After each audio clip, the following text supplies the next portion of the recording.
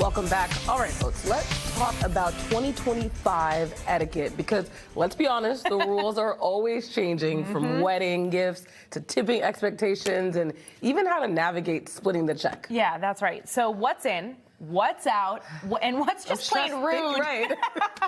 So to break it all down, we've got someone who knows a thing or two about staying cool under pressure. Taylor Kinsler will send things over to her now.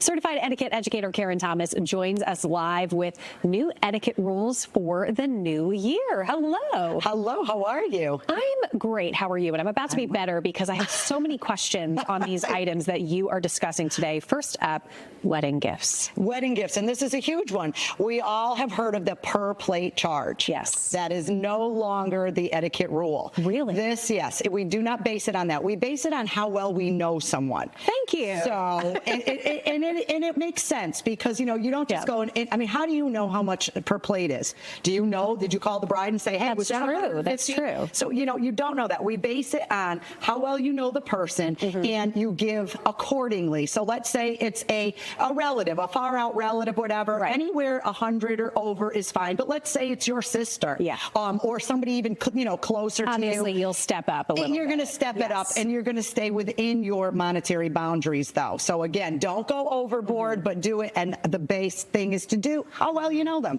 Okay. And then we're going to move on to arrival time. Arrival time. Now, this here is the ultimate rule now. You really shouldn't be late. However, you can be up to 10 minutes late, and it's okay. Up to 10. That is the universal. I'm about to skip through the studio as someone who maybe has a little bit trouble arriving on time. This is music to my ears. Well, it is, but I wouldn't go so far as to say use that at work. But again, not at work.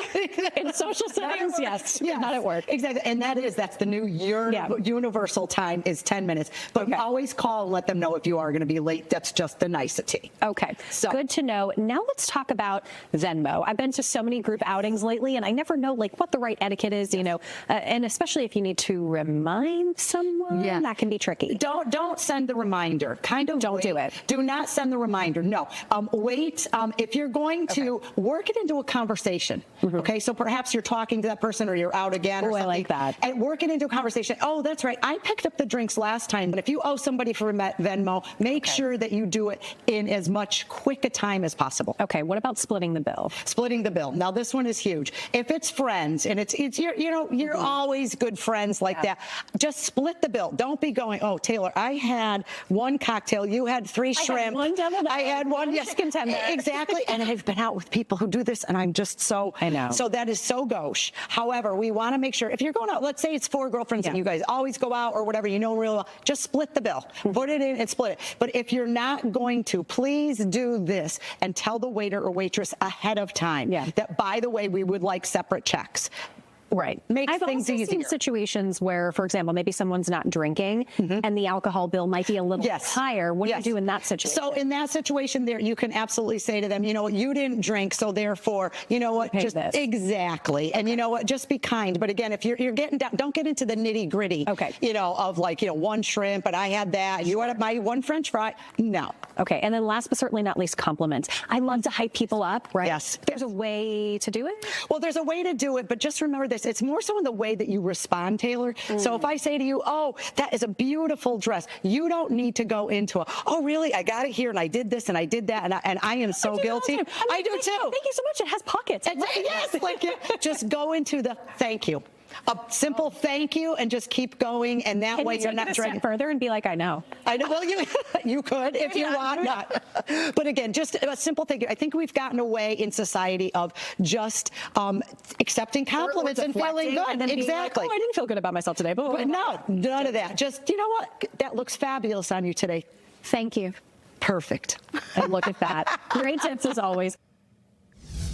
That was a great segment from Taylor and Karen because all of that was really good. Kwani and I were like locked in. Splitting the bill, that one is very... Compliments. Yes. How often does someone say, oh, but, like Taylor was saying. Just accept it. Yes. Say thank you gracefully. Like, you look great today, Kwani. Thank you. Oh, dang, I was going to say, you look great as well.